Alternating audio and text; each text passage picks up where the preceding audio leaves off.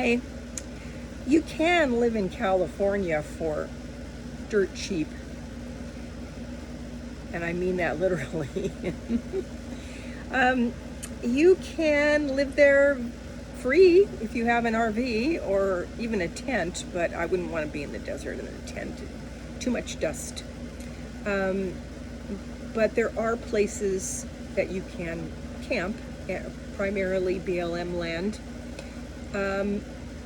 And before I go any further, I wanted to tell you about a couple of apps. One I've mentioned in the past several times. It's called iOverlander. And you can get a free version of that, but then of course you can get better versions if you pay for it. So up to you.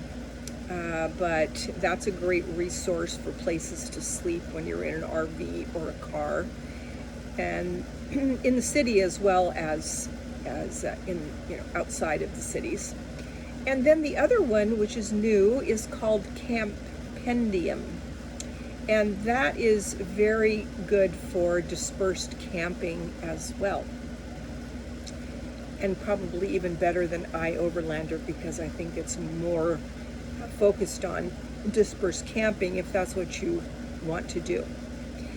Now, in California, there are at least, or I don't know if exactly as far as I know, 414 dispersed camping sites available all over the state.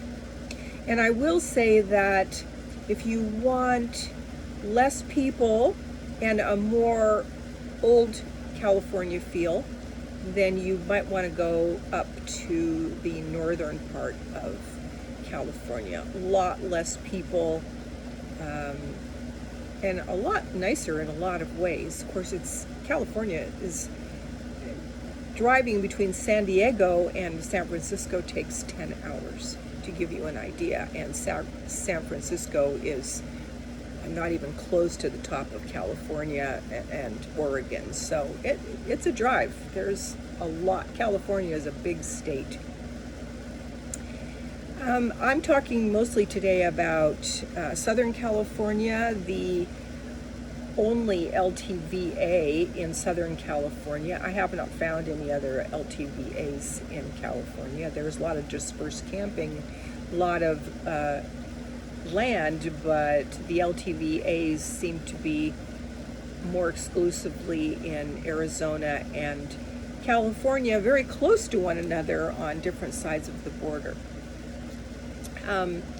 The LTVA in California is called Midland, and it is very close and has views of the Imperial Dam. So that's lovely. You actually can park close to the water, at least have views of the water. It is a dam, so I don't think you can go swimming in it, but at least it's there, and it would keep things cooler and maybe a little more humid, but a much nicer area in that regard as opposed to Quartzsite, which is land.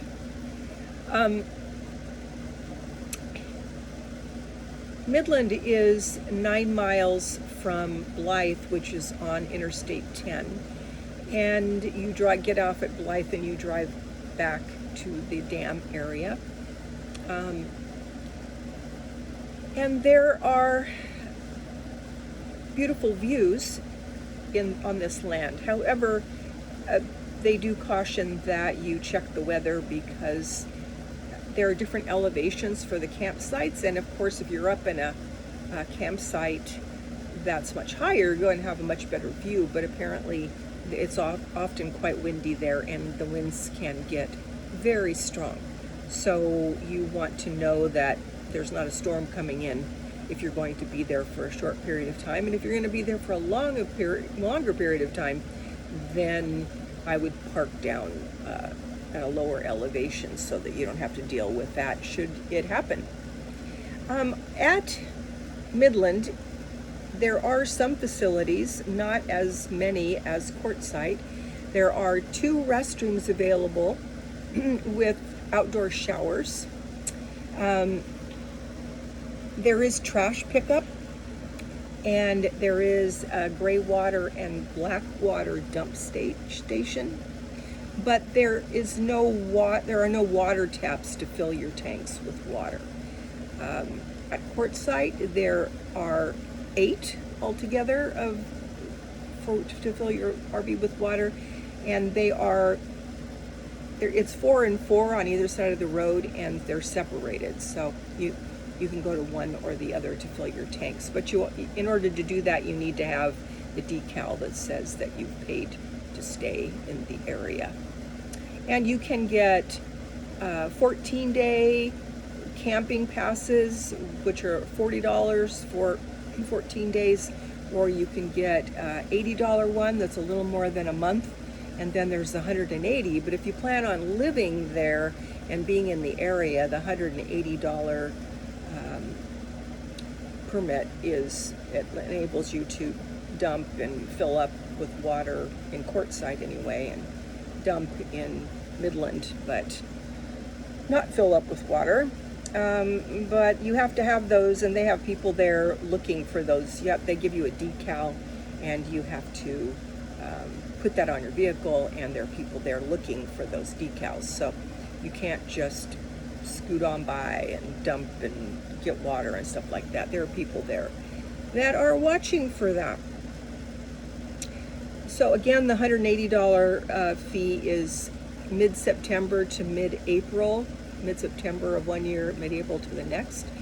And again, you can use that one pass in California and in Arizona. So that is very handy. The Quartzsite LTVA, long-term visitor area, is called La Posa, and you can look that up at blm.gov/La Posa, and it will give you that information, more information than I'm giving here. I'm giving you the most important, pertinent information that you would need. From Midland to Blythe is 9 miles, and then, as I said, Blythe is on the I-10, and close to Midland as well as Quartzsite. And Quartzsite, interestingly, is 2 words put together, quartz and site, and it literally means there's quartz at the site. But I think that they join it together now to make it look like, but I kept hearing about Quartzsite, and it's like, that's interesting. I don't know, I don't know that it was called Quartzsite when I was there when I was a kid. It might have been the place where you found the quartz back then, and over the years it just kind of became synonymous. I should look that up. If I can, I don't know. And when I was there as a kid, we could actually walk around and pick up quartz off the ground. There were just fields of natural quartz just laying on the ground. I don't hear about that anymore. I imagine it got all picked up, and there's probably still quartz there, but you probably have to know and go out and dig for it.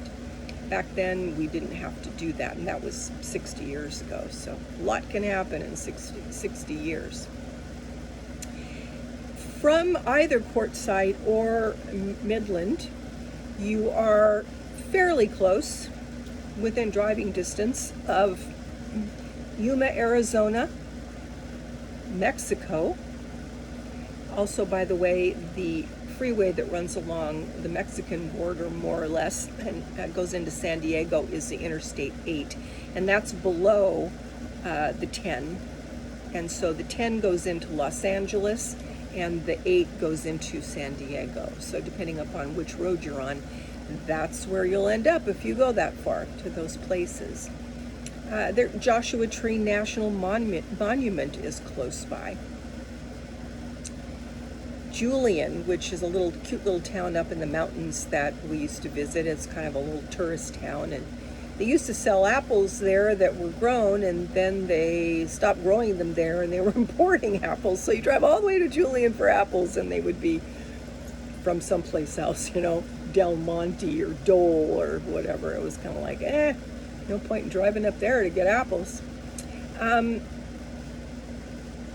Joshua Tree National Monument is close by. El Centro is close by, bigger city, been there for a long time. The Salton Sea is close by, that's closer to El Centro. Lake Havasu, which I believe is another dam, but I know that you can boat, I think, on Lake Havasu. Indio, if you're on the 10 and you're heading in towards LA, you can stop in Indio for dates. So there's a lot of interesting things in that area, and probably part of the reason why Quartzsite or La Posa is so popular, and then Midland less so, and I think that's probably because they have less facilities. But food for thought. I hope that was helpful. If you decide to do something like that, it is possible, if you've got a rig, that you can live in California for free. However, stay out of the cities in terms of staying there overnight. It's gotten pretty interesting in San Diego and Los Angeles, particularly, with a lot of people who can't afford to have these RVs, and they go sort of derelict, and there's only a few places they can park them, and it's very sad. But the police are sort of very watchful of those sorts of things now. So I don't recommend you try to sleep there, especially in a high-profile vehicle that's quite obvious what it is. But up to you, but you can get a ticket, so I would be careful. So God bless. See you on the next one, and I hope that was very helpful. Bye-bye.